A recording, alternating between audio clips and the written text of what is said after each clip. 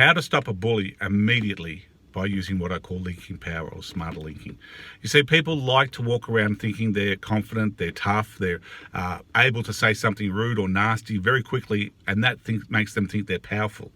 The fact of the matter is they're a bit ignorant in what people think of them, and often when people get identified as a bully, they almost see that as a compliment, not realizing that in actuality people will start avoiding them because that type of person is constantly displaying those nasty, arrogant, that attitude to everybody in their life. And the biggest and fastest way to shut the person like that down is just to ask them very simple questions. Like if somebody starts being rude to you, what you want to do is you want to ask them how they treat somebody else that they respect. So you say, would you speak to your children like that? Would you speak to your partner like that? Would you treat your mother like that? Because what that does is brings like a third person into this conversation. You and this bully are having a conversation, talking. They're being rude, they're disrespecting you, but by you bringing somebody in that they care about just into the conversation, it's like they're there. They're not there. It's just the idea that, hey, would you talk to your children like that, makes them think now they have to defend their actions. Oh, I treat my children better than I'm talking to you. Well, then if you have these rules where you bully some people and not others, then it's identified. You are a bully, and I don't want to speak to you. I don't need to take the time to continue a conversation with you. I don't want your respect. I don't want your opinion. I don't want your advice.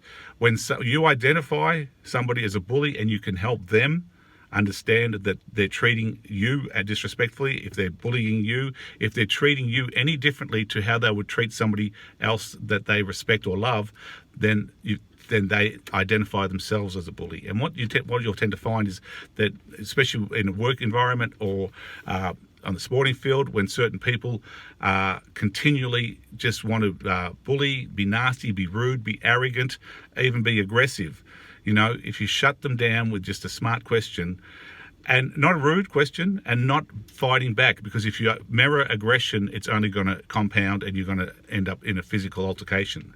And even with, if it's the opposite sex and you don't want to get into a conflict, it's about bringing other people into the conversation, even if they're not there.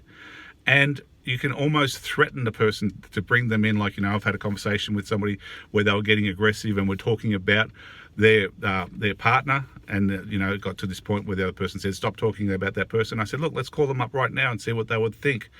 And that shut down this bully so quickly, because what they don't understand is, with the technology and the communication abilities of a smartphone these days, you can either be videoing them, photographing them if they're being rude. You can contact police, or you can contact somebody that if the person and their family, you can immediately contact them. There are many ways that you can just disarm a bully, but the best way is either, just like I said, bring the third person into and just let them identify themselves as a bully. And what you're going to see is small changes over time. What's going to happen is they end up being scared to communicate with you, because every time they know they're going to come to you with this bad attitude, you're going to just ask a simple question that identifies them as being the aggressor, the nasty, rude bully. And nobody likes to realize that they are that type of person. So if people act like that and you can get them to realize that that's how they're acting, they often get embarrassed and just want to avoid the conflict or the conversation.